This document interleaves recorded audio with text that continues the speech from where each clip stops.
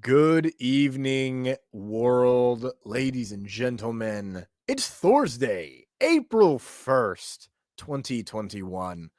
We'll be on right after these songs.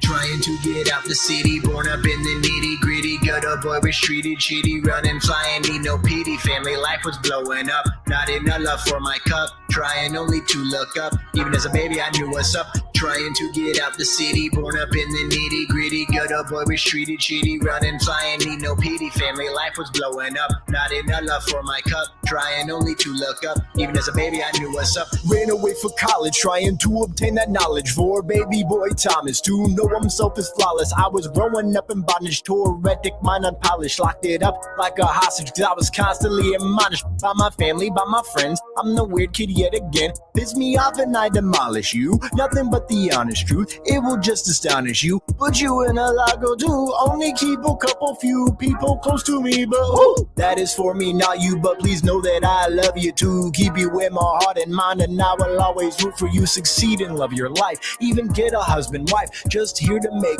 art for the soul, express my strife. But if I find a goddess, then I gotta be honest. I'll give her my entire heart, no need for being modest. All these thoughts driving through this town, it's honestly ironic. When I lifted 18, said I'm never coming back, I promise. Trying to get out the city, born up in the nitty gritty. Ghetto boy was treated shitty, running, crying, need no pity. Moved on back and stuck here now, hoping things and change will wow. Post-storm leaders made a vow, then lie and steal and stay highbrow. Trying to get out the city, born up in the nitty gritty. Ghetto boy was treated shitty, running, crying, need no pity. Moved on back and stuck here now, hoping things and change will wow. Post-storm leaders made a vow, then lie and steal and stay highbrow. Panama City, politicians always clown. After Hurricane Michael, they left us all to drown. 5 million stole from FEMA, yeah, they thought they'd get a crown. Good old boy syndrome is the only party in this town. Kicked them out of office, tear the entire system down. Charge $500 a month for wires lay up on the fracking ground. No power, no phone, but we're paying for it anyway.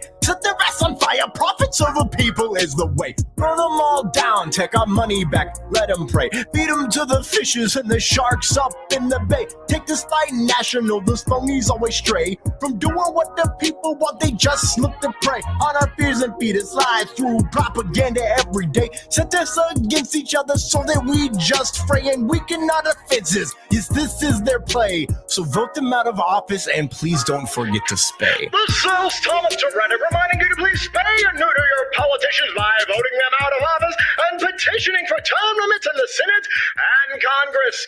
God bless America.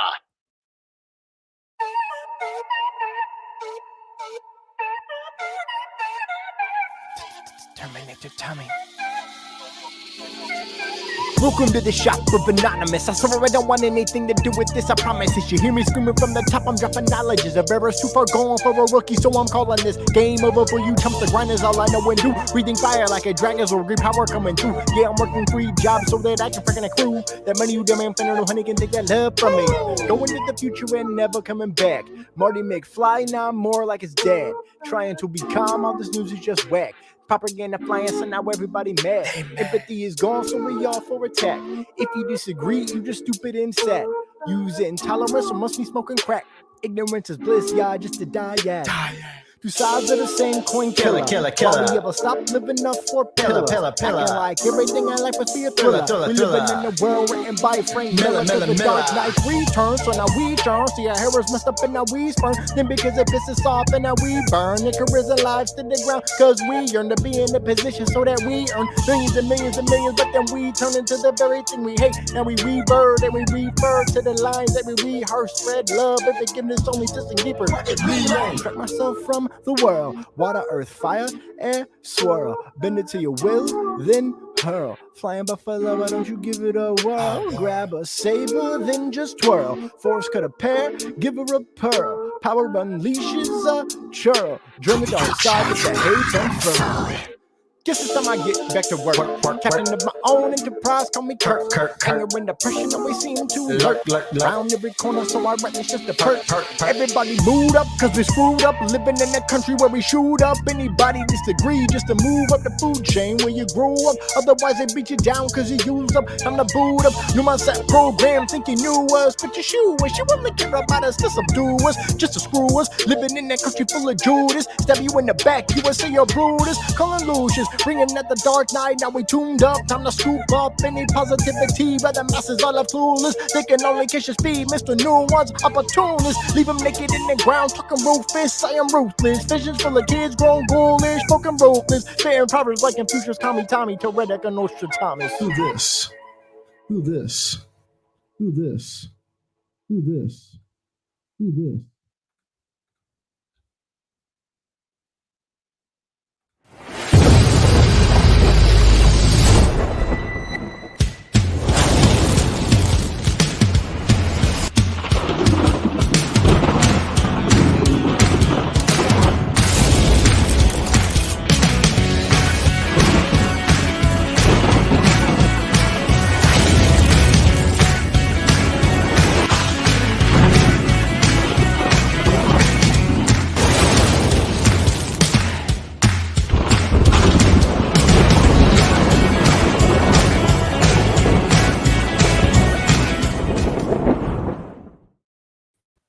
Good evening, ladies and gentlemen. It is April 1st, 2021. Welcome to episode 51 of Lights Thunder Action, where every week we discuss all things Marvel, Star Wars, DC, and the latest happenings in the entertainment industry.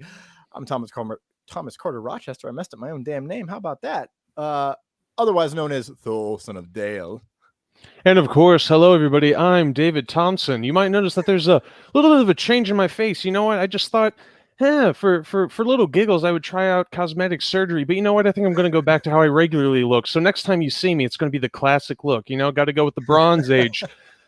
But for today, we're going to be doing a new persona. It's going to be Travis Troller. And oddly enough, you can find this character already over on Nerd Culture and Lasting Light Media. But that's not what we're talking about today. Today, we're going to be talking about Falcon and the Winter Soldier, everything that's led up to this very moment so far. And don't worry, there's going to be a review of episode 3 coming, so don't you worry.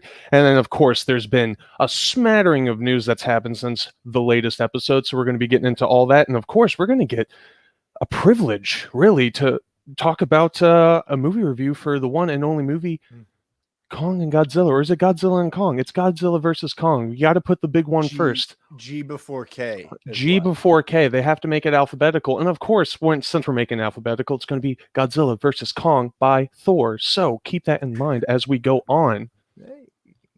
Beautiful. Yeah, Travis, dude, how you doing? Oh, doing good. I didn't expect to have those bangers at the beginning. So I'm like, okay, awesome. I'll just chill out to this. You can chill to that? Obviously, I'm doing it wrong. I'm just super mellow sometimes. Okay, calm down, Batman. I'll try my hardest, Alfred.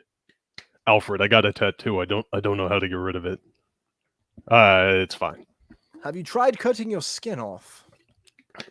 That's what the Joker. That's what the Joker did. No, I'm Batman. I don't feel pain. I don't get third-degree burns.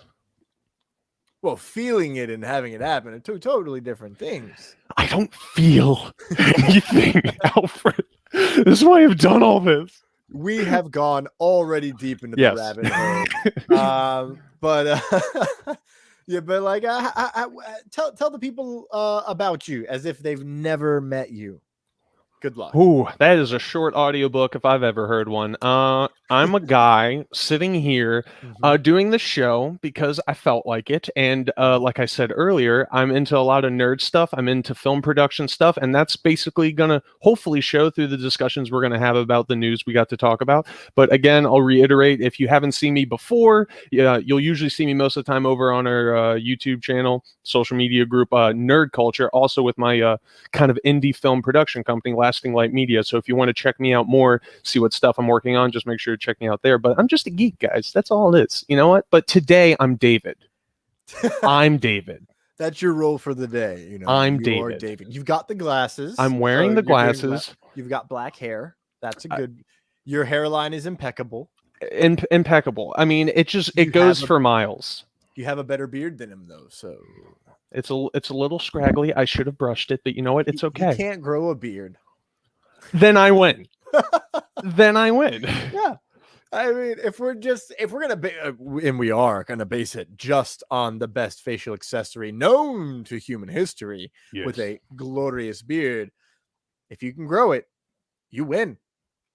If you grow it, they will appear. Who will appear? I don't know. The hair follicles will be like, hey, look at me. We grew. Now we're 18 inches long and we're in DZ top. I don't know how we got here. Well, now I'm doing this like Boston walking. It's nasally. Thing. Are they all congested? Yeah. Well, Yeah. You know, not all of them. You know, some of them are just like. Sometimes when I sneeze, it sounds like this. I feel like it's not even a sneeze. It's not even a sneeze. Nothing's coming out of me. It's not like- even a sneeze, David. What's It's the point just- of the sneeze? It's just air. And maybe COVID. Who knows? It's compressed air. They might as well call me aerosol. I This mean, and- seriously. Entire episode is going to just be us doing bits back and forth. So It most likely dangerous. will. This is going to be David, take notes. David honestly really is the one that keeps us on track on this show. Like he It'll be doesn't all right. realize it, but he kind of does. So we're gonna just head into the normal shtick of the show.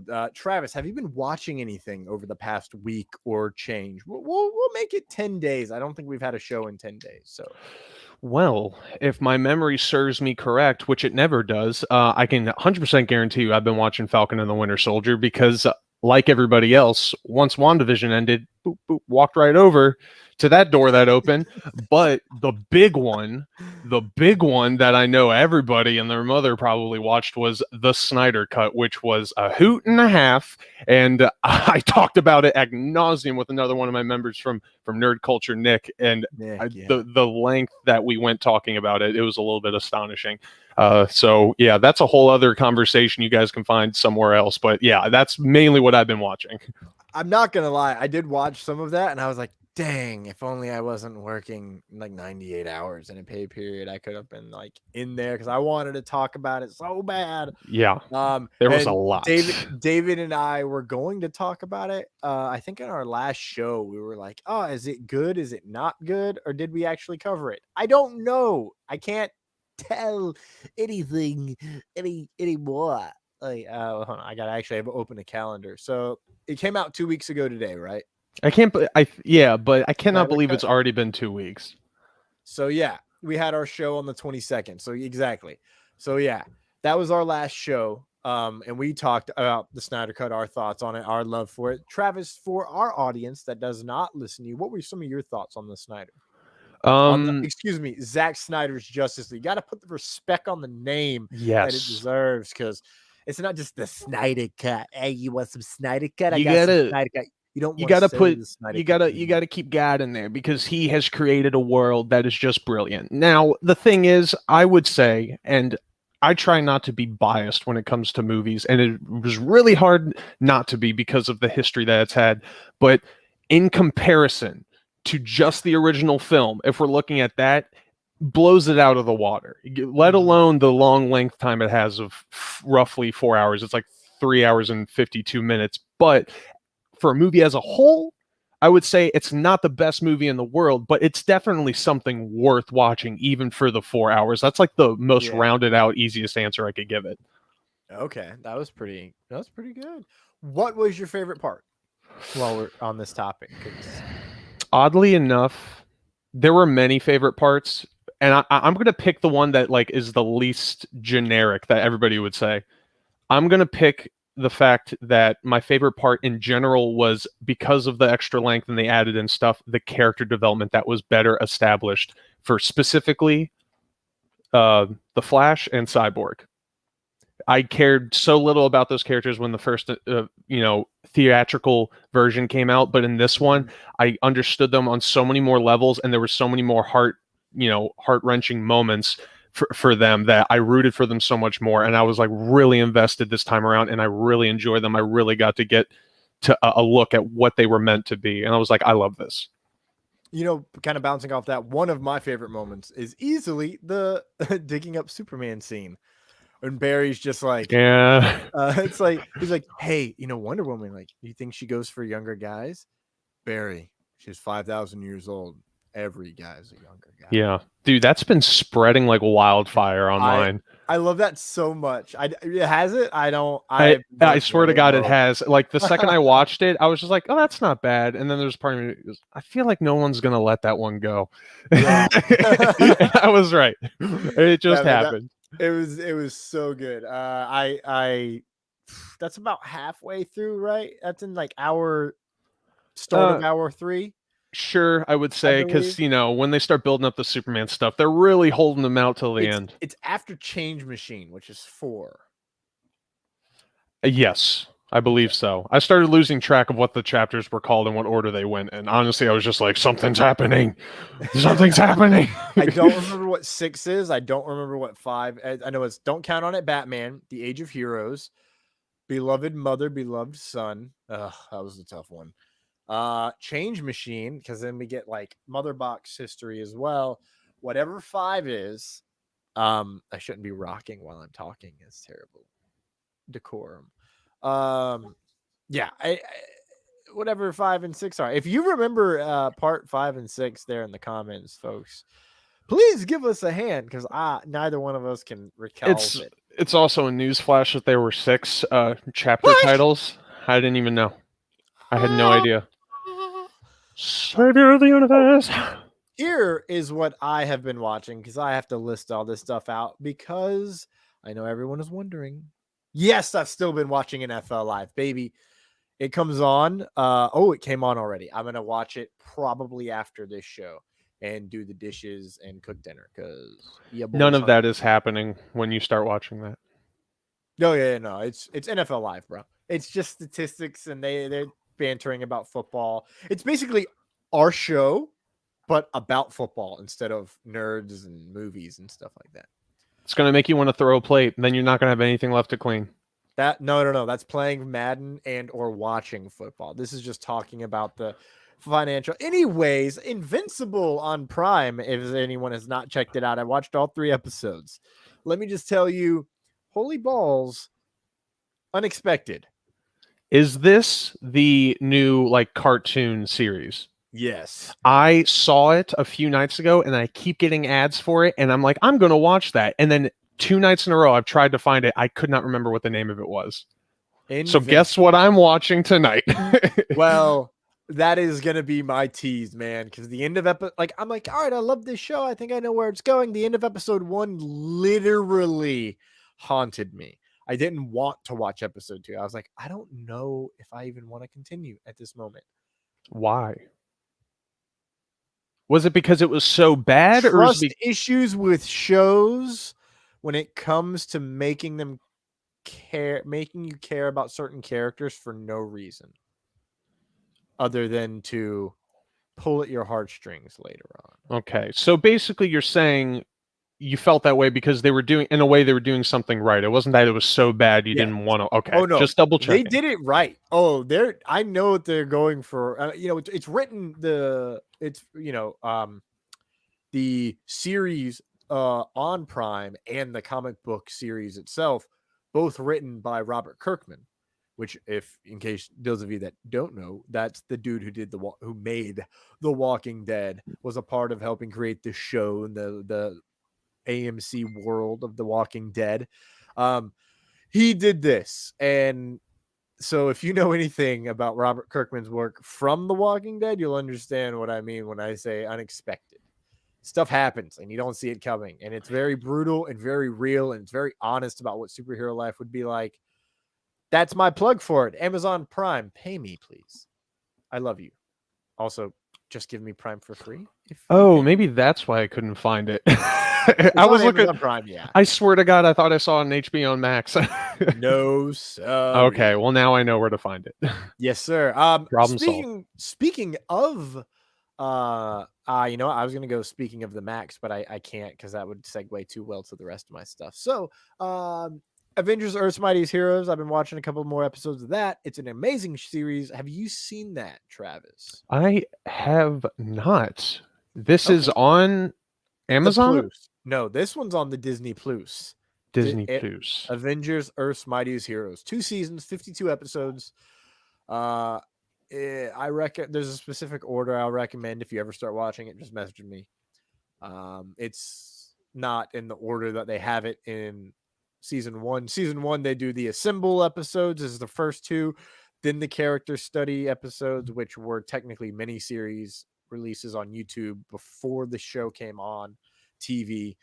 So there's an order to watch it because they kind of machete cut it like dickheads. So I can't just sit down and watch it. I have to basically put a puzzle piece together. No, you could sit down and watch it because you know all these characters anyways. But Oh, well, then I'm good. Yeah. But it'll take you backwards. And if you're a chronological freak like me, you want to go in chronological order. I'll probably piece it together. I don't know. How dare you machete cut something amazing? I'm just kidding. Speaking of machetes, Deathstroke Knights and Dragons on the HBO Max. I did watch that. Good. Very good. I enjoyed thought that was going to be a segue into they're making a Machete 3 or 4, however many they already made. Machete. Danny Trejo is back. Put it up. Danny Trejo would 100% come back. Dude, don't give a damn. And we do know that because he's here now. Take it away. Bring him up. He's not here? Build us. Why you gotta do that to my show, bro? He's not here right now. He's not here. I can 100% confirm that not only is he not here, but that I have watched Superman and Lois and Flash, not from this week, but from last week. Because not only have we not had a show, your boy has been working nonstop. Don't recommend it. Last thing that I have been watching, this is such a long list, Godzilla vs. Kong in IMAX. Boy, oh boy, children. It came out yesterday. It's on the HBO Max as well. It's doing day and date, which is chef's kiss amazing right now, which we'll get to later. So is Black Widow. Huzzah. Yay. Honestly, the human characters are, I think they're better than ever, personally. Maybe it's because they were smart and went with kids because they knew that'll always pull on an adult heartstring a little bit more to give a little bit more empathy because they are kids. But also, Millie Bobby Brown is like 100% got strong Princess Leia vibes this whole entire movie. That's my first important thought because it's been floating about the internet and I like that fan casting. I really like it. It's a good fan casting. And after seeing Godzilla vs. Kong, I like it even more. And so let's be real. It's called Godzilla vs. Kong, but Kong is 100% the main character of this film. If Thanos, if Infinity War's Thanos movie, Godzilla vs. Kong is Kong's movie. It's great.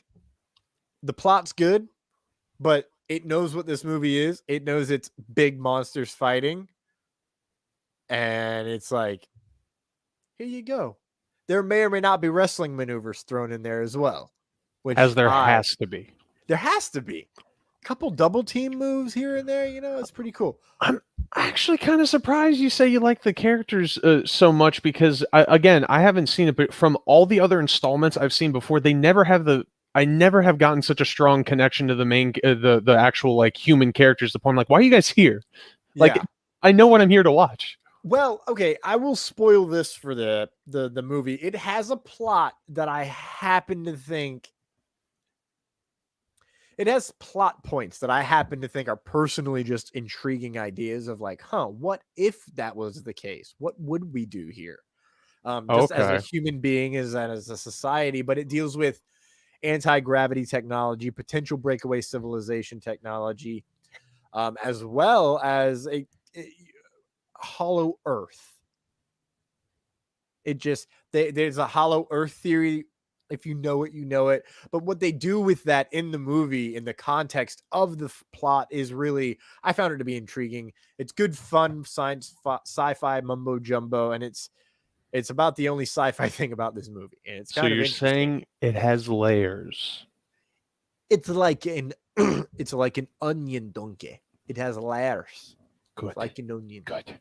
That means Layers. progress. That means It's progress. You know what else has layers, ladies and gentlemen? This show, not only can you listen to us or watch us live and in your homes and phones on the Facebook and HWWS WebTV channel on YouTube, you can also listen. There's so many options. You can listen to our audio podcast. If you don't want to look at my ugly face and David's former ugly face, now new beautiful face. Thanks, man. You know, I do what I gotta do. Oh God, I can't wait till we watch the Suicide Squad trailer. You're gonna kill it. You can listen to us on Apple Podcasts, Google Podcasts, Spotify, and our hosting site Spreaker. Potentially soon to be iHeartRadio. Rumors are in the winds. I've heard some candles come through the wind or whatever. We also this is what happens when I don't have the show notes open. Leave a review, please. Next week is actually in 4 days. It'll be the 1-year anniversary of the release of our first podcast for LightsThunderAction. Thank you, Travis. I wish these claps were thunderous, but I'm just a man. Well, let a man, God, Thor, teach you how to clap. You got to cup the hands like so, and then you just. What happens if they're aggressively pasty? Nothing. I'm literally flaking off skin while I'm clapping because I got the eczema. Back to the plot, ladies and gentlemen. You can find us everywhere. Next week, our 1-year anniversary show. We're hoping it's on Thursday. Excuse me, Fool's Day, April 8th. Which will be 3 days after, about in the same ballpark. It'll be episode 52 as well, which will be exciting and also just insane. Insane, I say, that we've done 52 episodes already. Insanity. Oh, yes, it is. See, why don't you make a soundboard? Get these pre-recorded. You're missing opportunities, man. Bro, you want a soundboard? You want a soundboard? Yes. I have a soundboard. I have spoken. And you need to watch your fucking place. Language. Sorry, Cap. I'm sorry. I'm just saying that first one, it was a gamble for me to make this pose, but it fit. And I'm glad I did it. Yeah, no, I have a soundboard. I actually have all my hotkeys turned off because I've been typing a lot while we've been talking. Ladies and gentlemen, buttons. Smack random buttons. We're gonna take a quick ad break. We're going to have a video and a couple live reads, so we'll have some fun with that. Stay tuned. We're going to start good old-fashioned JBauerArt. He's got some stuff you should look at. JBauerArt has the graphic design skills you need to develop your next logo and at an affordable price. But he's not just a one-trick pony. Follow JBauerArt on social media to interact during live paintings and see all of his previous artwork, which you can buy exclusively at JBauerArtShop.com. Not only is he an artist, this beautiful son of a blue brings you the Back Talk with Bauer podcast every week with unique guests, and every month he hosts a special Back Talk with Friends episode that can only be described as chaotic and hilarious. Need a video intro or commercial? JBauerArt has you covered. For all of this and more, follow JBauerArt on social media. That's JBauerArt. Check out JBauerArt.com for a full portfolio and JBauerArtShop.com to buy that special painting for you and your loved ones. A small town coroner has to team up with her ex-fiancé to save her town from a swarm of mutant honeybees. There's action, drama, a flamethrower? For real? That's dope. We got humor. There's definitely a ton of bad bee puns and a very unlikely Hawaiian-wearing hero. This classic sci-fi feature cheese fest, written and directed by Alicia Marie and starring local talent from the Emerald Coast, invites you to join our journey from conception to reception by visiting Linktr.com/zombies the movie, ZOMBEEZTHE movie, to keep up with all the buzz and donate to GoFundMe.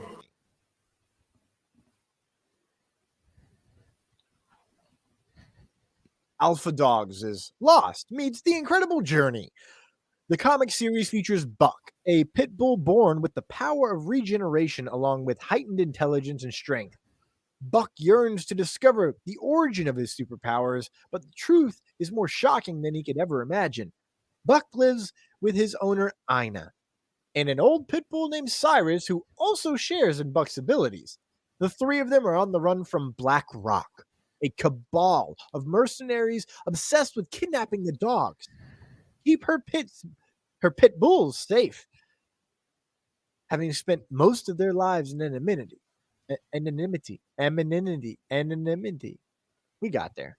However, when Ina introduces the dogs to her new boyfriend Salem, a scientist with direct knowledge of the pit bull's powers, their lives are thrown into turmoil.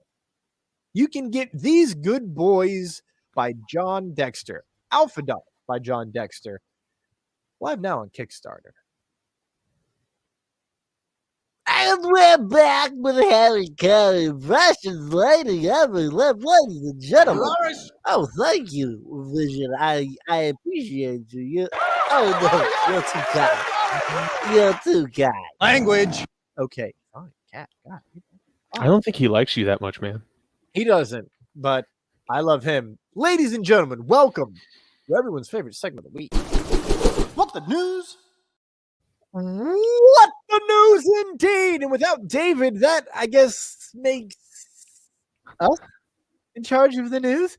Travis, do you think that we will do this good? No, not even a little bit. But that's part of the fun. Well, isn't it though? Isn't it? Okay, ladies and gentlemen, for real, we are actually going to dive right in. We have no graphics this week because, let's be real, life is crazy. Whoa, what is that sound, you ask? I know you were thinking it. We're going to watch the Bad Batch trailer. This is our first one going right here. Go ahead and throw up the banner really fast. When this dropped, oh boy. Bravo.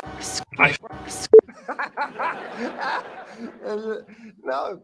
Anyways, This this is what happens with the It's just, soundboard, my everything was confusing though. That was just, no. friend. Yeah, man. Like normally I try to play that off, but we're talking Bad Batch now, ladies and gentlemen. This is why I was. David keeps us on track for the news. Okay. A test is in order. The Bad Batch has released a new trailer, and More boy, keyboard does it than have an the goods. We arm. get Tarkin, ladies and gentlemen. How Here's loud the is that for you, exhibit A. Travis? It's good enough. Honestly, I need all Star Wars blaring in my ears. Okay, is it blaring? No, we're good. Cool.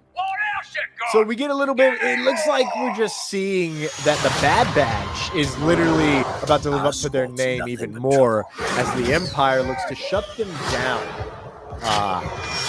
Which, But we get the job I mean, done. oh yeah. I mean, this is what's going to be fantastic about this show is the fact that, I mean, if you're a Star Wars fan who's definitely watched all of Clone Wars, you would know their little guest appearance on there. They have this rich history between one another, and you know that from what we got in the episode, they got this potential. So to see this played out to here and visually see these stories they talked about, I'm excited. Yeah, we get some great reviews in this as well, man. Like, I mean, first off, we're gonna get a bunch of Tarkin. Like, let's go. Oh yeah, Let's effing go. We're gonna get more Ming-Na Wen, and everything. I was just listening to Let's Get Down to Business. What do you say, kid? You want to come I mean, with us? excuse me. I'll make a man out of you. While driving home. I will say, Rex, baby. That is Rex. Like that. I feel like that's flown under the radar, but oh yeah. that's Rex.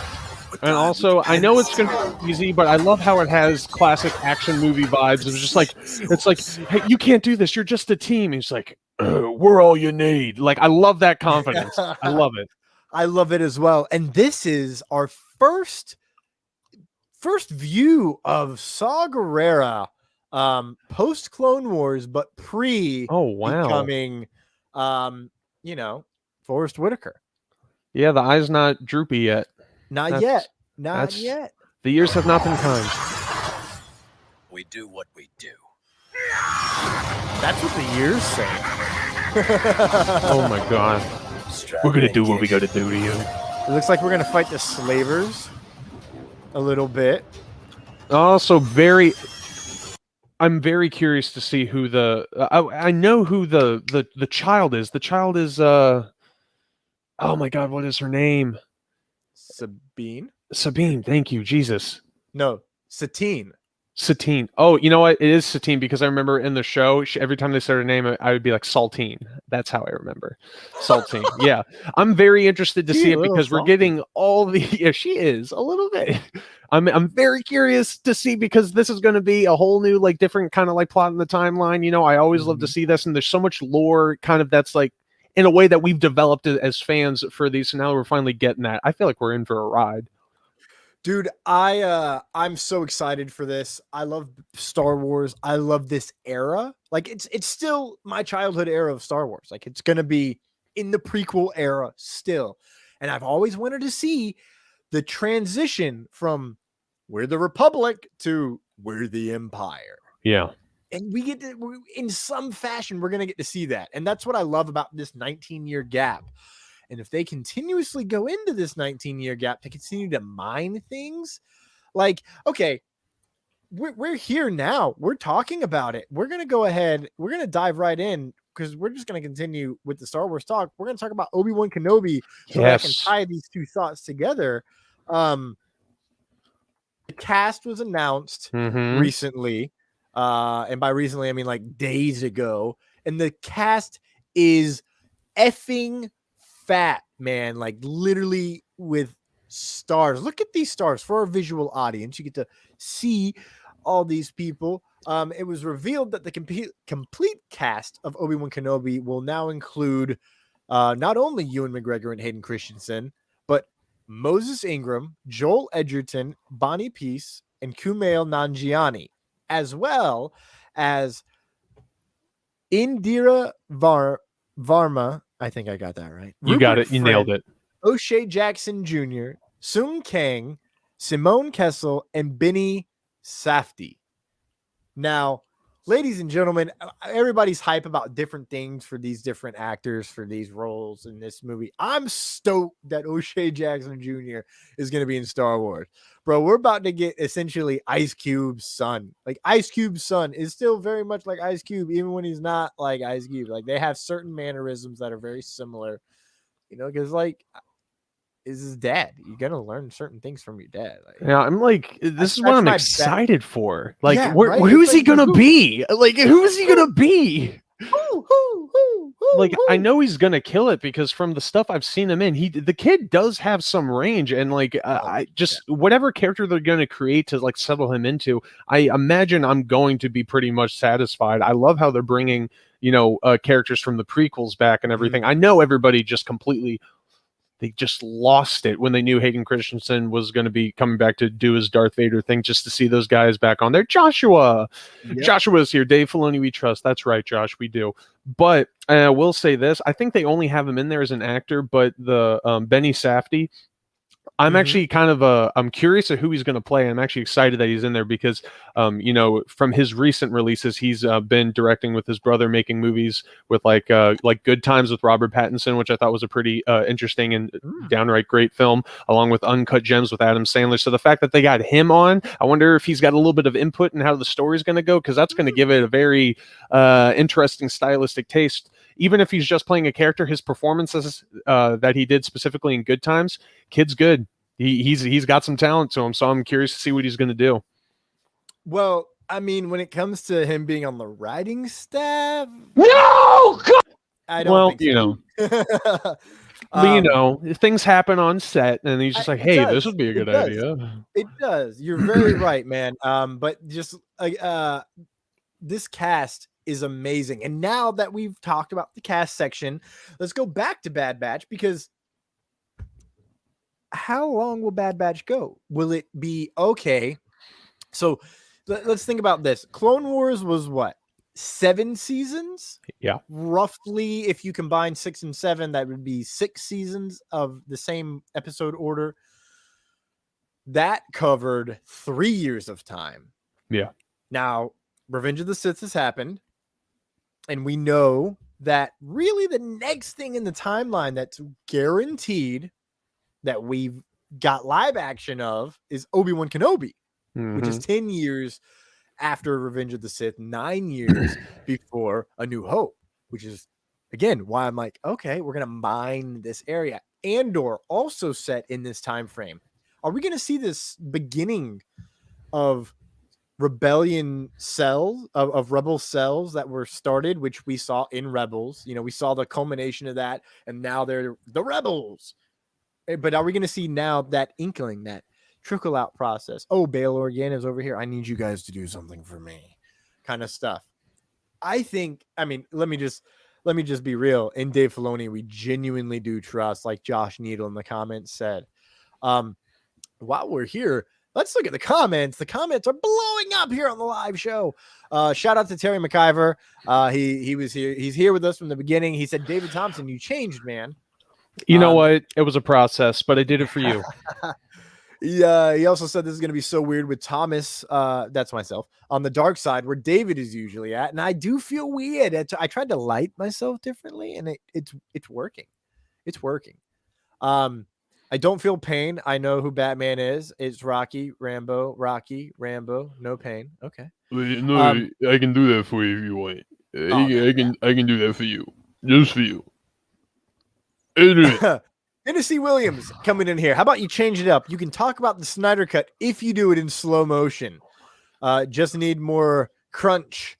Need some more crunch like the pretzels. The end was awesome.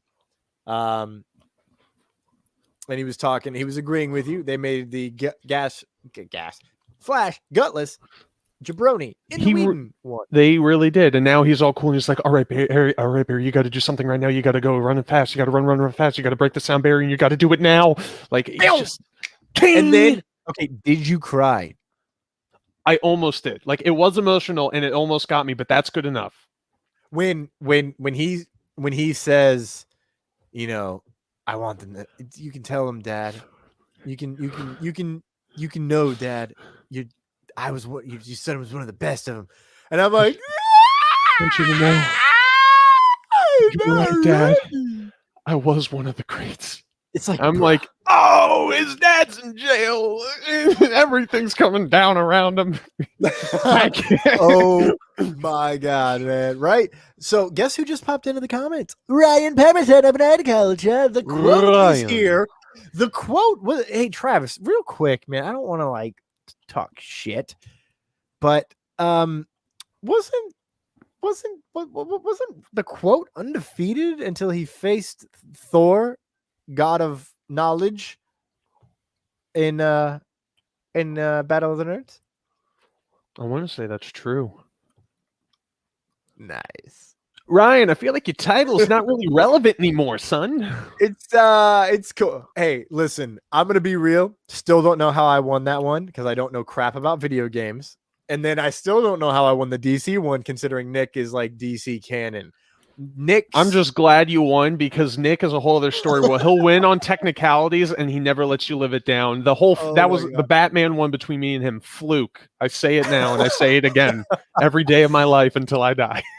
But Ryan is here. Let's see. He can't get on board for Kenobi until he sees a trailer of the actual series. That's fair. I concur. That's not fair. You know it's going to be good if you have Ewan McGregor back as Kenobi. We're gonna wrap this little talk up here. We're gonna try and get through the rest of the news, ladies and gentlemen. We'll see what happens. Ryan asked, Godzilla versus Kong, what are your thoughts? Short version of it, Ryan. There was a little bit more at the beginning. I loved it. I saw it in IMAX, just so you're aware. I I enjoyed how they built the plot around Kong. I enjoyed the sci-fi mumbo jumbo of anti-grav technology and the Hollow Earth conspiracy all in. I enjoyed how they did that. And the movie is just giant monsters fighting each other, and it's not afraid to be giant monsters fighting each other. And I love it. I will say, let me put it like this. There's a whole section in the movie about, do you drink tap water or do you not drink tap water? I do not drink tap water because although the movie wanted me to root for Kong, all it did was make me not want him to die. Because I'm always going to be Team Lizard, baby. Nah, fam. Now that, ladies and gentlemen, is a soundbite that needs to be made. Terry McIver, we're just going to walk away from my terrible Godzilla roar. I was fine with all of it. It was the tap water I was thinking about. I was like, you had me everywhere else, but it's computing. That's what caught you? Do you want to know what it's about? Partially, yeah. Okay, so tap water has a lot of fluoride, which actually does slow down the pineal gland. But in the movie, it is that the fluoride makes you more susceptible to propaganda. And this movie is, as all things in media, is propaganda, and therefore the propaganda of the movie is to root for Kong and go for Kong. But really, at the end of the day, I'm just like, cool, Kong didn't die. That's how good this movie is. It made me go from full team Godzilla, full team Lizard. I want Kong to die because that's how they made it out. They did say one will fall, but they do give you a definitive winner. I will say that. It's important to note. And you get a little surprise, which if you saw the trailer and you're good at having eyeballs, you already know what that surprise is. I talked about it on this show. I don't want to spoil it. It's red. Moving on to the final comment. Terry McIver, I should ask this question of Travis. Did you notice the other Flash, Travis, in the running sequence? Yes. No, I did not. I don't know why I lied to you, Terry. I don't. Oh. I did not. What are you talking about? Okay. In that sequence, when he starts to run, he says, "What is he?" There's a specific couple of sequence of lines he says. It's something like the past, the future. It's in that sequence when he's talking about like it's all now. Yeah. He mentions something, and there's another Flash running, and then it turns and looks at him, and then it looks back, and then it keeps running. Are you kidding me? What? In the context of the scene, it could either mean A, Reverse Flash, because was it yellow? It was hinted blue. It was like in the blue time stuff. Okay. It was lighter than Flash, but it could have been a lighting thing, right? I mean, so it's lightning. Hey, yo, bada boom. Yeah, that's it. Hey, yo, guy over here from New York just nailed it. Got it all figured out. Got it all figured out. So is it A? It's either A, Reverse Flash, or it's B, Barry running, and it's just the way they lit it. But you didn't notice that. I didn't notice it, but if I'm going to take a guess, I think both of those are valid. But I think just given what this thing was and how it was supposed to open up an entire whole, extended universe, I'm going to bet that they tried to sneak in a whole Flash situation here. Are we here? Are we both? Are we about to say? Are you going to say it? You've teed it up. Restore the Snyderverse. Please. I don't give a damn if it's live action, if it's animated, if it's comics. I want to know. What is happening inside of that creative brain of his. Yes. We need that egg to hatch, ladies and gentlemen. All right. We need it. We've only licked the shell. I don't know why we did that, but we did. I need my DC drugs. Yes. I need my DC drugs, man. Okay. And I just genuinely love the fact that, the Snyder Cut exists. Excuse me, Zack Snyder's Justice League exists, Mm-hmm. and that we got to watch it unabridged, you know. And we got to see, you know, his vision. And the best part is he literally gave us a Batman Joker scene that we would have otherwise not gotten. And as a fan of Batman and Joker, I'm very grateful for that. So if that's all we get, so be it. But you know what we are going to be getting here, ladies and gentlemen, soon, very soon, Black Widow and Shang-Chi. Now, they've both been delayed. This article comes from the Direct. I do believe this article is actually written by our very own David Thompson. David, you beautiful son of a bitch. Hey, you know what? It came to me one night while I was doing crunches, you know, and I was like, you know what? I could be writing right now. And I'm going. After I get this last one done. All right, 9,999. That's enough. David doesn't do crunches. He does when he looks this great. I don't want to put you on blast, David, but like I know you don't do crunches because we talk about it all the time. How we both need to do crunches. we start David and I. For those of you that don't know, we met working together at a gym, and it's hilarious that we now don't even work out because we're old. Well, I'm actually old. He's busy. Back to the plot. Busy. Black Widow will now be released July 9th. And Shang-Chi, which was going to be coming out then, is now going to be coming out September 3rd. It's important to note that Loki begins on Disney Plus July 11th. June 11th. Right? Yes. And is reportedly 6 episodes long, which means the Loki's 5th episode will likely be released the same day as Black Widow. So, if that schedule remains, this will be the first time 2 MCU projects are released on the same day. If there are no more delays, Marvel will now release 4 films within a matter of 5 months. We get Black Widow July 9th, baby. Shang-Chi and the Legend of the Ten Rings, September 3rd. Eternals on November 5th. And Spider-Man No Way Home on December 17th, which just wrapped filming, by the way. I'm very much excited for that one. I'm so curious where they're going at this point with every decision they're making. Just like, what are you going to do? What are you going to do? Well, they're apparently going to make us cheer and yell flourish. I mean, obviously.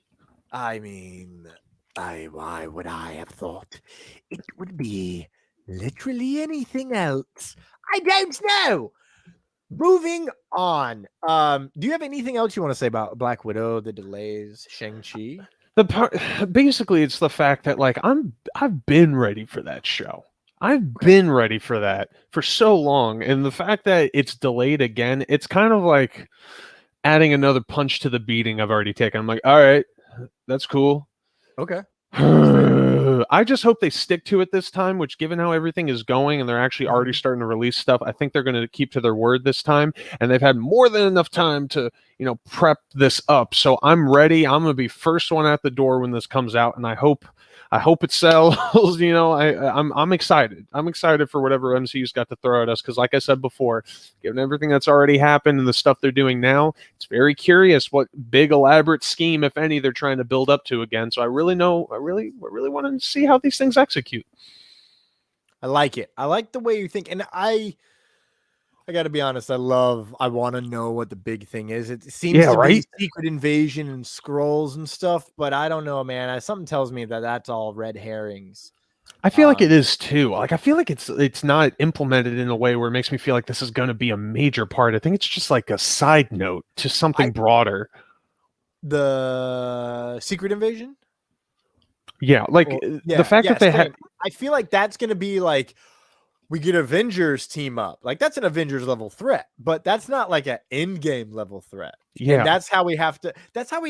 This is how damn good Marvel is. Now we classify. We used to do it in phases, right? Mm-hmm. Okay, it's phase 1. Well, now like phase 4 doesn't seem to have an end. Maybe it ends when the Young Avengers, which seems to be a thing that might happen, assemble. Like, why not? Like, the next incarnation of Avengers thing should be teamed as the Avengers, because like that makes sense to me. You have inspired an entire generation, and then now we have this big threat that they're not able to do. We need to reassemble we need to be the new Avengers, right? Like, come on, it's ready, it's there, it's for the taking. I think it could be happening. So let me ungut punch you really quick, Travis, with something that we can watch right now. Yes. And we will. Folks, ladies and gentlemen, if you've not seen it, There we go. There we go. This is the Suicide Squad trailer. Pretty sure this is a Red Band trailer. Yes, please, for the love of God. Tell me. You're gonna risk the I'm gonna entire assume mission it for is. mental defective dressed as a court We can jester. always Coming assume. from a guy that wears a toilet seat on his head. We don't leave one of our own. Now, I will kind. say All that. that them going to the direction of kind of having a more comical, classy, like comic book classic look to the characters, I'm all for it. I kind of like the flamboyancy of everything. Here to save you. Yeah, You were gonna it's take me. very James Gunn. Really good plan. Oh, I yeah. love it. Or I can go back to this party. You And can also, still do it. just from this scene alone right here, I feel like they kind of got a funnier dynamic with Harley down in this one than they did in the other Suicide Squad. A little Yeah. bit. I feel somehow a little more confident. Yeah, I definitely do as well in her take, especially after Birds of Prey. Yeah. Like, Yeah. And I'm still curious about how Pete Davidson, out of all people, is going to do in this lineup. well, he's not in it a lot, so I don't think he makes it very far. Yeah, I have a feeling he might be the one that explodes first when he tries to run away. Like, I got that feeling. I really do. I can see it. Oh, Got that's Captain right. Boomerang back. I Hell yeah. forgot that feeling. Oh, yeah, and everybody is freaking out about King Shark. I mean, this guy. Yeah, because Has. I mean, I appreciate it compared to the CW Flash version. I kind of like this one a little bit more because he's big, he's powerful, but he's lovable. He's not just a brooding like dick. So Yeah, I mean, it I can roll with it. yeah, it really does remind me of the Harley Quinn series. Yeah, yeah. You know, and I was really hoping they were going to do Taika Waititi as that voice and go that route. Yeah. But having Stallone do it is even better because now he's like a big tough guy who's also kind of just like somebody said I'd eat every day until the beach was clean for liberty. I would say no problem. Why would someone? I still do have this fear. I still do have this fear that I feel like this will be more humorous in delivery than the other Suicide Squad was, but I'm worried that they're going to go so overboard with it that it might get a little bit patronizing to the point where we're like, oh boy, there's another one. There's another one. I don't think that, only because it's James Gunn, and it seems to be This is true. DC's, you know, and let's talk about that really quick in just a second before we get to this incredibly awesome reveal here coming up. It seems to me that DC's now doing the Marvel thing, which is, here's our, okay, we want you to do this movie. Here's what we'd like you to do. Oh, that's what you want to do. We like that better. Let's do that. It seems to be the like, we want you to do a Suicide Squad movie or whatever. Or maybe because what they did with James Gunn, maybe it's just now they're like, all right, here's the deal. What do you want? What character do you want to make? We're here over here at Former Brothers, and we want to know what guy, like, who do you want to make? So maybe that's the case. Whatever it is, keep doing this. Let filmmakers make their films, because now they've seen with Zack Snyder's Justice League, the response that you're going to get. Yeah, there's a lot of people who are just going to be a soundboard that are going to boost up the Restore the Snyder Cut stuff like it did the first time. But it worked, right? It worked. That built-in audience came out, showed out. Are they going to stay? Who the hell knows? So in terms of the James Gunn audience, they're going to come, they're going to show out, they're going to support and watch this movie because it looks exciting and fun. It does. Scene, like this next little bit here seems to show a little bit of a heart as well between characters. I'm going to get you out of here alive. I'm going to get you out of here alive.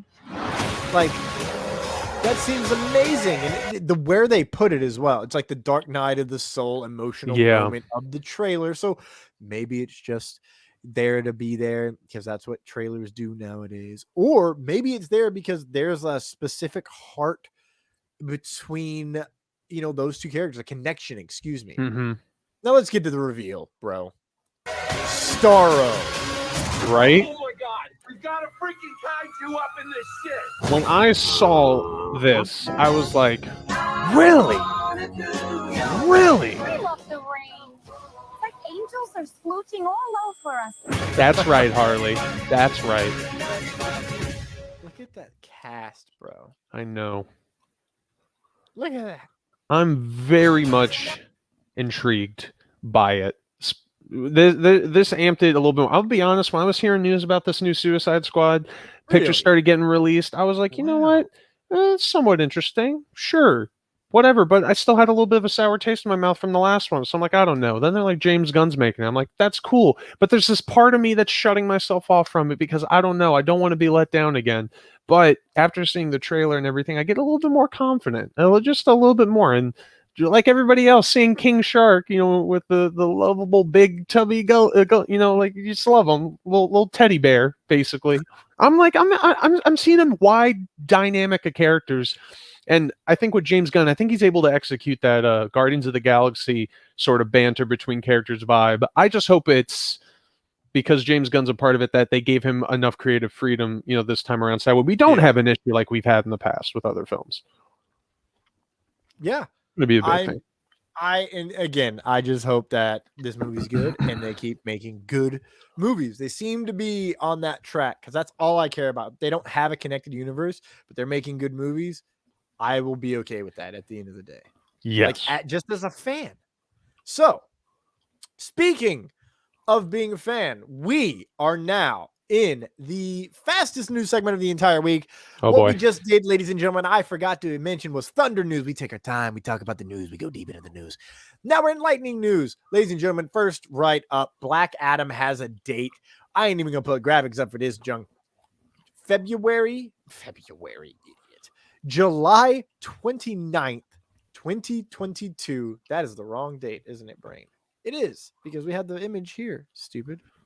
July 29th, 2022, the accurate date, like I said it was the whole time.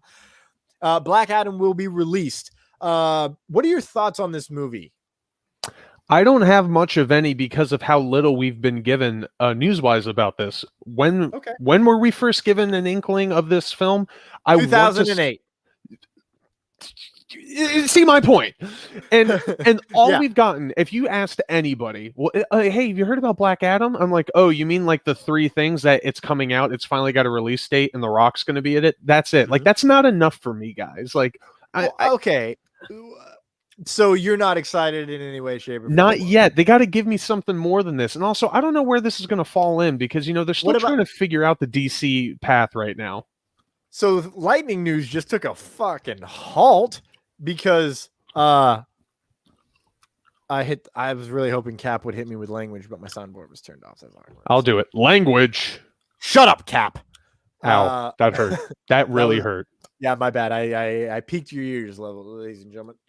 So Pierce Brosnan being cast as Dr. Fate. Sorry. I actually completely forgot about that news. I had somebody actually tell me that a week ago, but this brain doesn't work well at all. If I'm going to be honest, that should have been in this thing because there's didn't they cast someone else recently as well? That they've been making a lot of casting.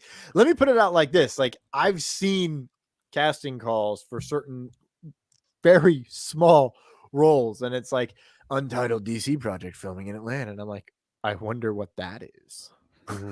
So it's Black Adam. I mean, it's how it's written that I can tell it's Black Adam. Then I'm like, that's awesome. Like, I'd love to be in that movie as anything, as a fucking language hanger.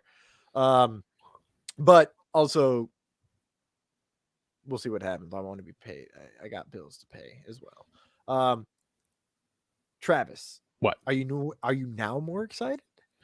I am, after remembering the Pierce Brosnan thing, but again, coming to a complete halt. When I was first told this, I was like, what? Pierce Brosnan?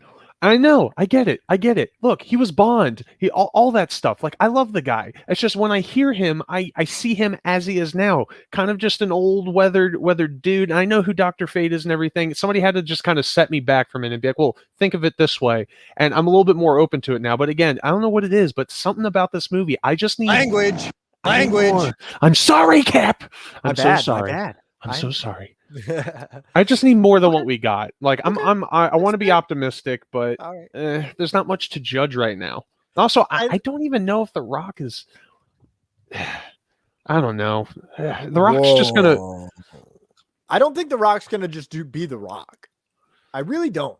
Isn't he always kind of just The Rock? Yes, I think this will be The Rock uncaged, though. Like, this will be a little bit more of The Rock. Like, have you seen him in Hercules? Yeah. The physicality of that, it's going to be that style, but it's going to be a totally different personality. There was an era of The Rock when he first went heel, went bad guy. He was he didn't have to say much. He would just stand there and be intimidating. But when he was given the mic, which was often because he was good on the mic, he would run you down. And that's why he's so good at what he does, now. And I think that Black Adam is going to be a little bit more of that. It's going to be, I'm going to bury you underneath a mountain of words. And then when I'm done, I'm going to cut your head off with my laser. Yeah. I don't doubt that he's going to execute that fine. It's really coming down to the fact that, like, sure, you hired this guy because he's got the look and he's probably got the personality to play this sort of character. But at the end of the day, if that's all you're selling us on, I hope that's not making you lack in what the storytelling is going to be. Like, what is going to be the plot? What is, that's what I'm worried about. Then let me ask you this question. What are your thoughts on The Rock's movies? Because he owns his own production company. He is producing this movie. It's through his production company. And it's written by people. It's being created by people that he works with regularly, whether it be the writer of Jumanji, who is also the writer from his 1999 days in in WWE. Listen, I got no problems with The Rock. I'm not saying I do have problems with The Rock in general. I appreciate the man. I do like what he does. I'm just saying for this film, especially with me not getting enough to get hyped off of, and the fact that we got that little link of, like, the first thing we got was Rock's going to play Black Adam. I'm like, cool. I just get worried when they do a big cast like that before they really provide anything else. And it's like, okay, I hope you're not trying to sell us so much on The Rock being Black Adam that it allows you to lack in other aspects of, like, making the movie. That's all I'm saying. What I am selling is that it's The Rock behind the scenes making the movie. But also, if he's producing it, that just means at the end of the day, he paid to become Black Adam. No, technically not. It's totally different because here's the thing. When you get to make the movie, you get creative control, Travis. But how much does The Rock know about this world? About Black Adam? Yeah. Specifically, you should go look. I'm not going to tell you. You should go look into his fandom thing because he loves Black Adam. He's been fine. I will look into it. I will not. I will. He's built the story. The way he's released it is he's wanted to be Black Adam since he was a kid. Oh, okay. See, I'm clearly out of the loop on this one. All right, I'll read up on it. I've been a fan of The Rock since I was 8 years old in 1999. Let me ask you something. Hold on. What do you think of The Rock? So it doesn't matter what you think. You got brother. That's all I wanted to do. Okay. That was beautiful. So that was a much longer. What are your thoughts on Russell Crowe possibly being in Thor? That one I was actually kind of interested about. Mainly because I care nothing about that. So, but here's the thing: the only reason why I have an interest in that is because one, Russell Crowe is an actor I do admire, and also I don't think I've seen him in a lot of films as of lately. They're kind of too thin and too far spread out as of late, and I liked him in Man of Steel. Like, I think he played such a noble and strong role, even as small as it was for Jor-El and everything. And then also the movie, I don't know how many people saw it, but The Good Guys, when he played alongside Ryan Gosling. Yes. And when I heard that he was going to be in this next Thor movie, I was thinking Taika Waititi, hopefully getting that humor back, and we're going to get Russell Crowe in there. And he's got kind of the so serious in a scene that it's comedically hilarious given the context. That's going to mix so well with the writing that we're going to get in this. And so he's I'm like, Australian. yes, they're going to bond so well. My only question is, who is he going to play? Seriously. So I'm honestly a little bit more for that because I see that better. I have context for that. What if he plays Balder? Ooh, or what if he plays Tyr, the god of war, Odin's brother? I mean, I'm for it. Right? I'm for it. You know who else I'd be him for playing as well? No one. He's like, he just shows it like they're like Loki and Thor are running down a hallway, and all of a sudden they turn a corner, and he's just standing there in his like leather jacket from the good guys, and it's just like, who are you? He's like, I'm Russell Crowe. Oh my god, that's even better than, That's just it. That's all it is. It's like, you want an autograph or something? I'm Russell Crowe. Oh yes, from that movie Australia. No, that was someone else. Oh, but I did watch it. Yeah. Here, I'll sign your face. Oh my god, if he signed. Anyways, I'm excited for this. I don't care about that at all. We have two more little quick news stories. Venom has been delayed one more week. It is now going to be September 24th, I do believe. I should know the damn date. It's a week before my birthday. Honestly, just roll the dice. It's got to come out sometime, September 24th. It was originally scheduled for September 17th. Now it's been pushed back one more week to September 24th. And I'm just saying, I'm okay with one more week. I'll wait an extra week if you give me Venom, Let There Be Carnage on my birthday. And I genuinely won't give a shit if it's good or bad. I can't lie. Well, you run the risk because there is a very mixed audience with the first one. So I don't know what the future holds for the Venom series, trilogy, whatever they're trying to do. Yeah, I mean, I don't know. I'm on board with seeing Woody Harrelson as what is his name? Cassidy? Cletus Cassidy? Yeah. Cletus Cassidy.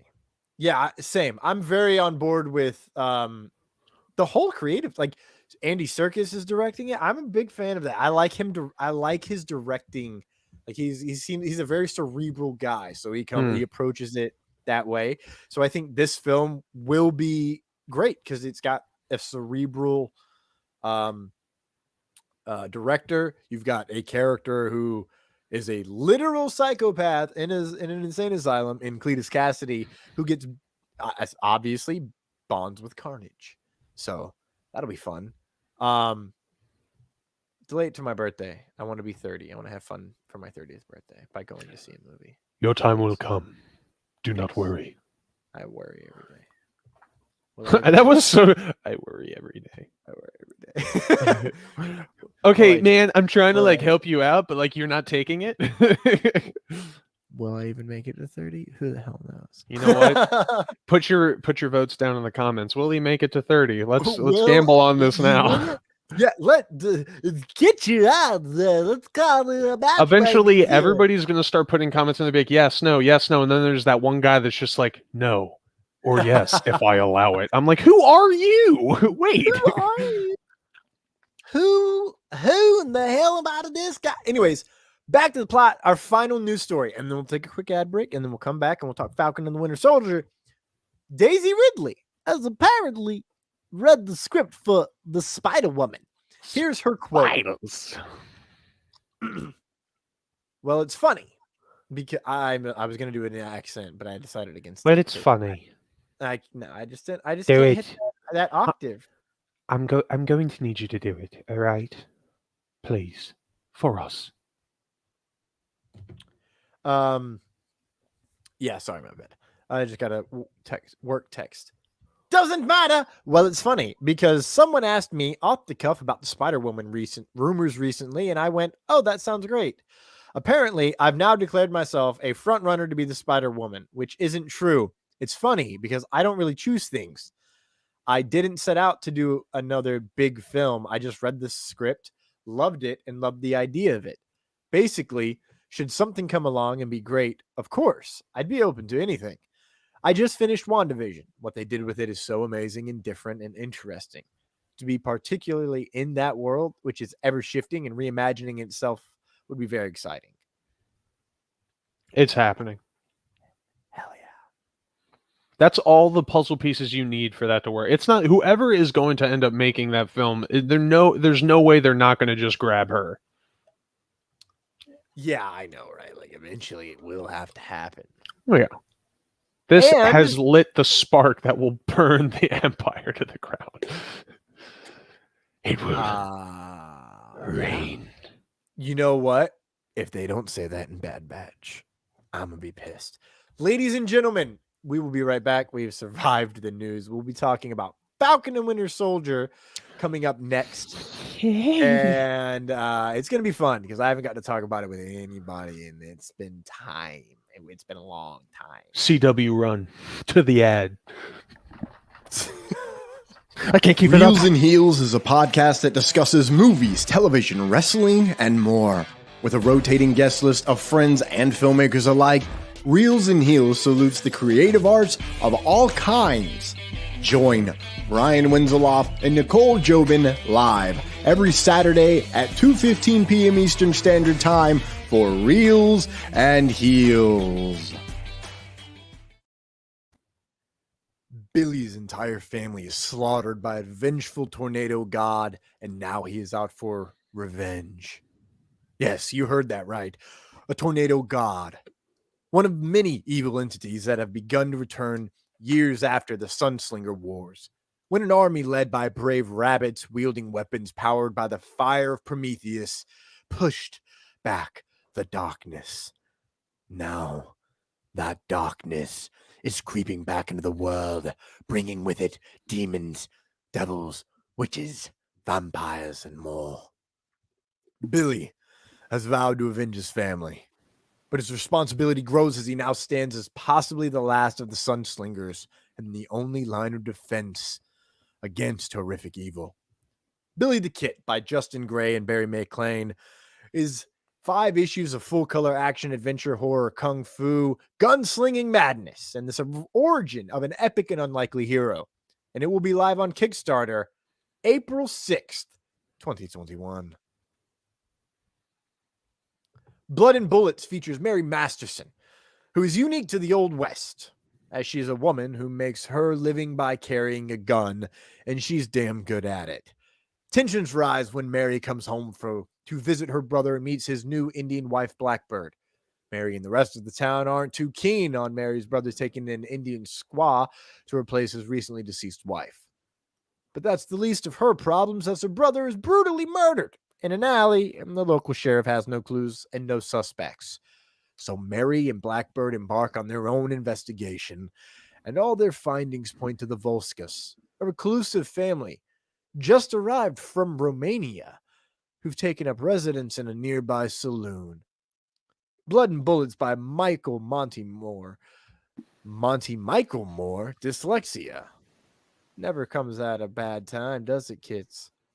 Blood and Bullets by Monty Michael Moore will be live on Kickstarter April 7th, 2021. Choose your fighter. Yeah, I got him. Kicking. Let's talk really quick that Mortal Kombat is 2 weeks away. Oh, yeah, it is. And we're done with that bit. That's all you need to know. Freeze blood, stab them. That's the movie. Freeze blood, stab them. Really quick, before we dive into Marvel, Terry says he made it to 30. That surprised the shit out of him. His language. Birthday, he'll be 40. Randy K. Stewart. I said that right. Oh, thank God. Wait, I thought we were closer to the same age. Me too, Randy. Me too. I don't know. You're getting caught up in a web of lies. I think I know how old you are, Randy K. Stewart, but I don't want to say it here on the internet. But I think we're just as close as I thought we were. Maybe. We'll find out. thank you for saying that you think I'll make it to 30. I really appreciate it, and that you'll be there for support, because I'm probably gonna cry. Turning 30, I have a lot of gray hairs. Back to the plot. Marvel is back with drugs, man. It gave me my Marvel drugs. Falcon and the Winter Soldier premiered last Friday, 87 million hours ago, with the Star-Spangled Man with a Plan. And it comes out. Let me just give you the plot beats. John Walker on Good Morning America.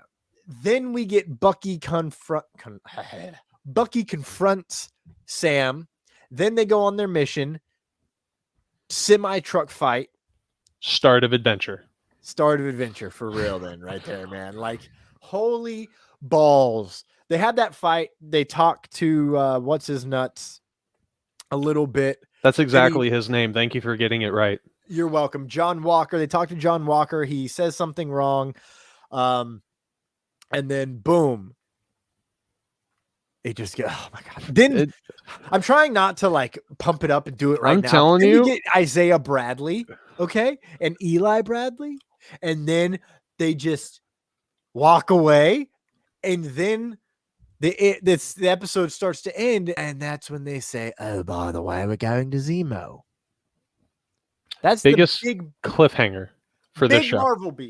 Big Marvel beats. Also, and listen, I knew from the very beginning that stuff would end on cliffhangers every week with these series, because if they didn't go the idea of we have 6 issues of a comic book series that's going to be a story, and that's going to be an event, and it's going to have this big idea. Every episode, every one of those books ends, and you go, "Oh fuck, man! I got to wait a month for the next issue." So now it's, oh man, I got to wait a week. Damn it! It's a little rough. It's a little rough of mentality that we had to live with. Like, as a person, I'm so used to binge watching everything that the fact that when something's clearly left, I don't have the privilege to be like, all right, just give me it now. I have to wait, and it sucks. It sucks a lot. It does. I personally grew up with TV. Like I loved it. So I grew up loving TV. I grew up with, like Lost. I watched Lost on TV. That was one of the last major TV sit down, watch it on TV with everyone when it premieres, like that. It doesn't happen anymore. That was around, that ended in 2010. That was kind of like one of the last big ones. I mean, I did the same thing when I was little too. It's just we've had so many years of being given, things in bulk that, that now. Yeah. But and they make it really difficult. It was so easy to just have this guy be somebody I hate. But I'm looking at him. He's like, there's nothing I really see wrong about him. He's got people that care about him. He seems noble and everything. He seems like he's just trying to do what's best for, so far. And, he's got people that care for him and everything. He doesn't have an ego. It seems like he's actually trying. It doesn't look like him donning the suit is going to his head. Like I would expect that to happen. Yeah.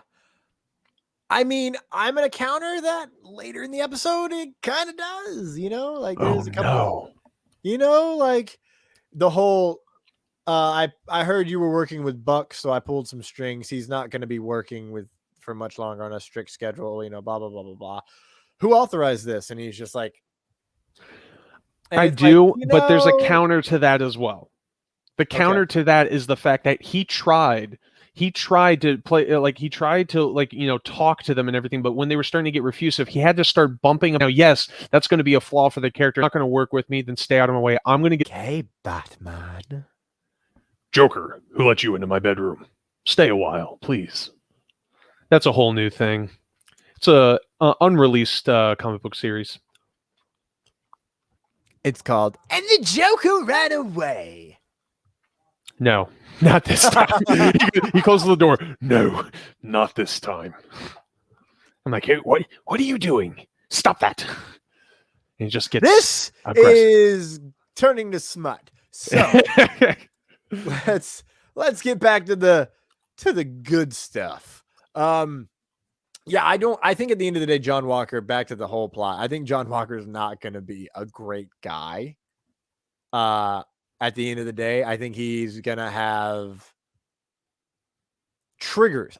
Because especially how they laid it out, it's going to be like his PTSD that he has as a soldier is going to come into play, which I know some stuff from set photos that were released, so that's fun.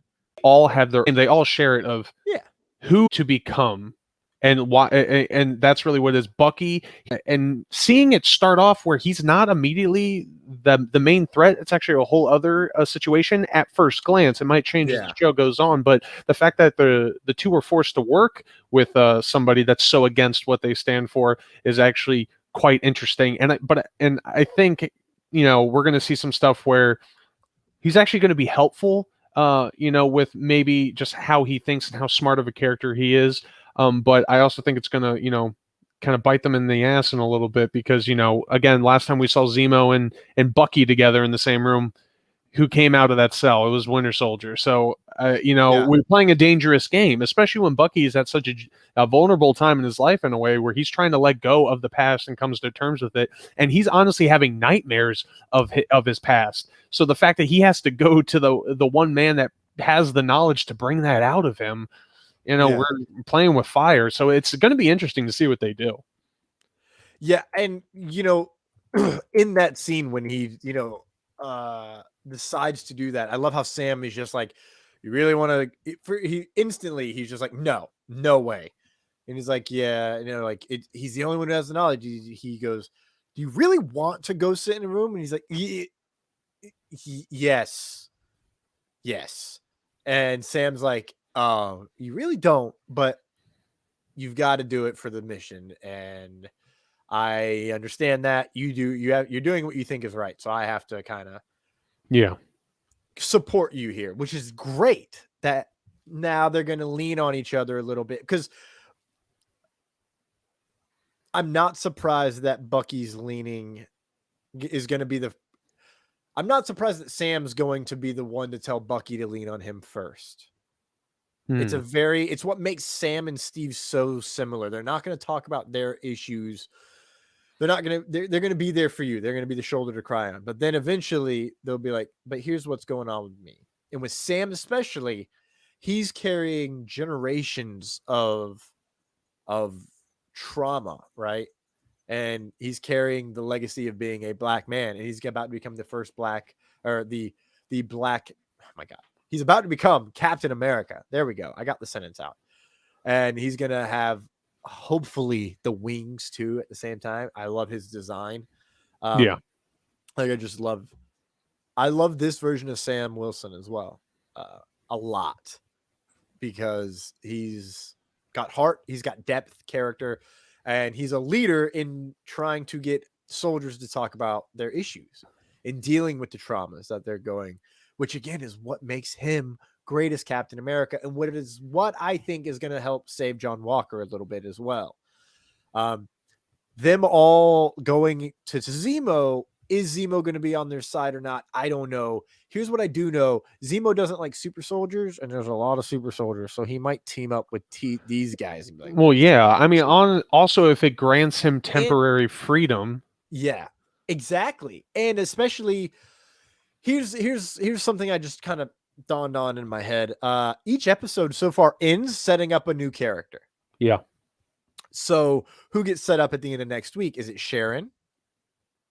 Probably is my guess. Like, she seems to be the next main character. It seems the most realistic, because it's like now they kind of have the team going. They're dealing with Zemo now, and of course they're going to get further in. Then they're going to get that feeling of we're in over our heads, and then Shield kind of wanders in like, I can help, you know, like Shield, bro. She's on the run. She stole the shield and stole the shield and Falcon Tech and gave it to Steve and Sam in Civil War. Oh, that's right. She did.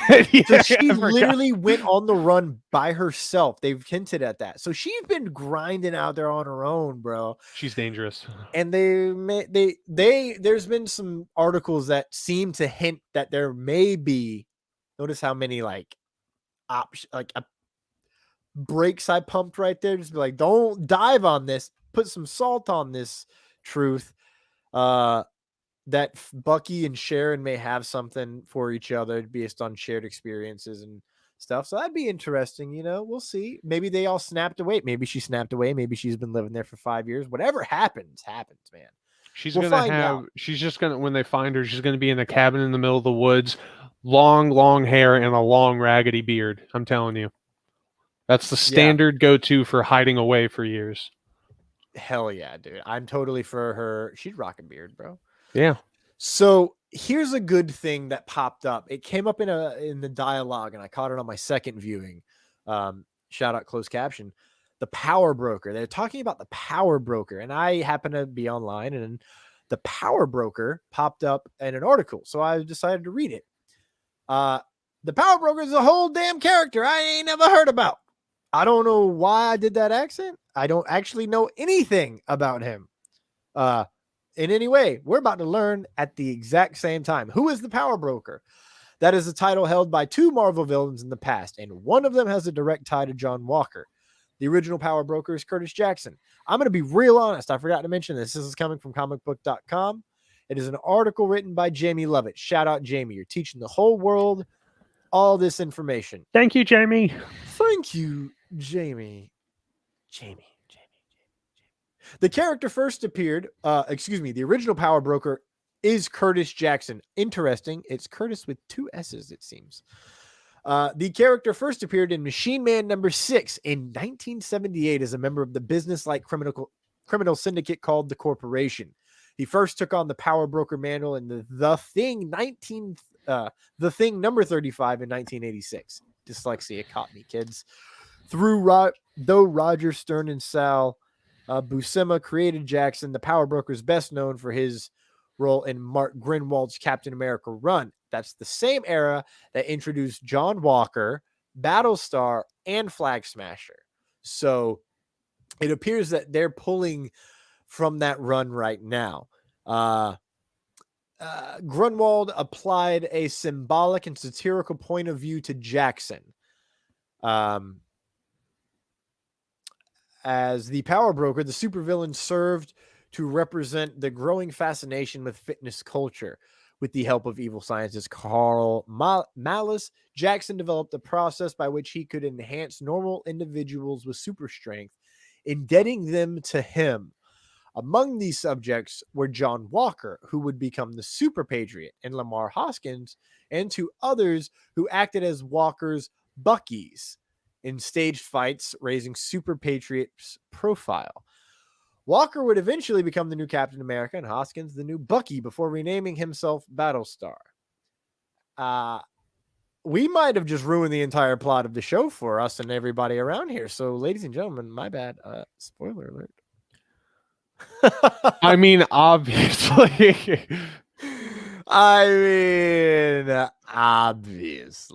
Right? I said pump the brakes. I said pump the brakes at the beginning.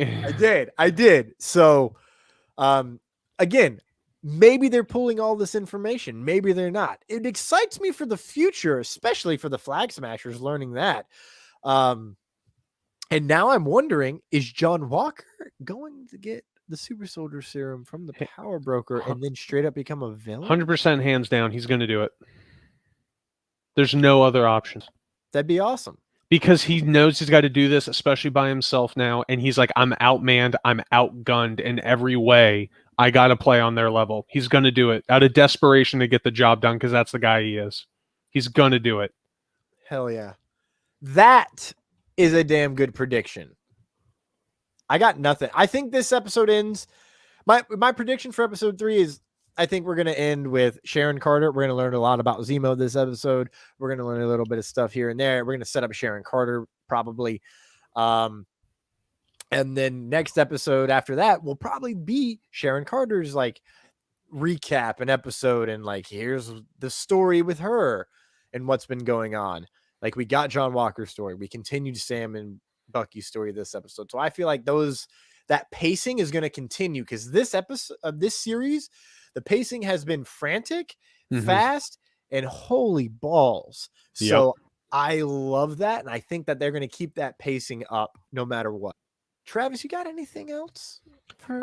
Honestly, I think now that you're pointing it out, I probably 100% agree with you that there's going to be the reveal. And actually, I think Sharon will be the next one because I also because I feel like there's going to be some play in. I know this is a small thing, but the fact that we lost Red Wing, we got to get him back.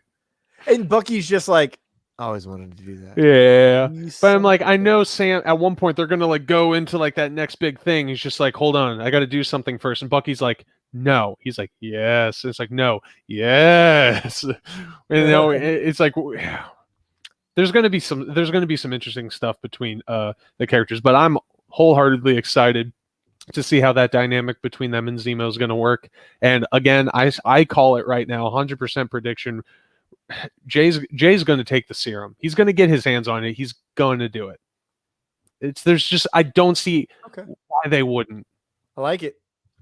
Maybe he'll fight it. He'll fight off the temptation to do it at first. He's like, I can do this on my own, but he's going to get to a desperate point, as all people that are trying to, really, he is already desperate trying to be what he's not. So he's going to get to a point where he's going to do it at any cost. I see it so strongly. I dig it, dude. Hell yeah. I ship that head cannon for now. Yeah. Travis, where can everyone find you on social media? I'll keep this as simple as possible, everybody. You can find me on social media at It's Nerd Culture. We do everything over there, nerd related, of course, it's in the name. And we do everything from basically movie and video game reviews to live streams. So you can follow us at It's Nerd Culture. And you can also find me on another channel by the name of Lasting Light Media. Over there, I do a little bit more of filmography stuff. We do a little indie films. Specifically, we actually have a Star Wars fan film in the works that will actually be releasing this year in July. So, give us a follow and keep that in mind. That's Lasting Light Media. And of course, if you just want to basically waste your time with mind-numbing video games, I do every once in a while Twitch stream on my own personal account, the FN Cassowary. So if you want to come over and say hi and give me a follow, let me know. Yeah, we'll hang. That's the FN Cassowary. And I want to say thank you, Thomas, for allowing me to come on here and be the better-looking David for, I don't know. For about 2 hours, which is, about how our show runs these days. See, I kept you on time. You thought I was taking you off the rails. I was nudging you back and forth, skating you on them. I was just getting worried during the news because the news is hard. The news is not my forte. The news is hard. The news is hard. There's so much reading and dyslexic numbers. And you can find me. Honestly, it's Linktr.com/TCRochesterACT. That is TCRochesterACT. You'll find everything there. My Facebook, Instagram, Twitter, YouTube, IMDb, etc. You have anything else to plug there? I mean, you plugged hard right there, Travis. Just had, dude. I had the trio right there. You are a professional, sir. Right there. I don't even need to say it again because I know everybody heard it. It's ingrained in here. You make me look like shit at my own job. Well, here's the thing. You're the better looking David. You're the better selling Thomas. Listen. You are LightsThunderAction apparently. That may be true, but the one thing you did that I didn't, you spelled it out really well. That is true. I know how to spell my name. Every single letter. I'm just like this. You got the rest. Get out of here. You do have a really hard handle to find. Yeah. Ladies and gentlemen, thank you so much for joining us. Terry McIver in the comics, Randy K. Stewart. Thank you for staying so late with us here. It's almost 8 o'clock where I live.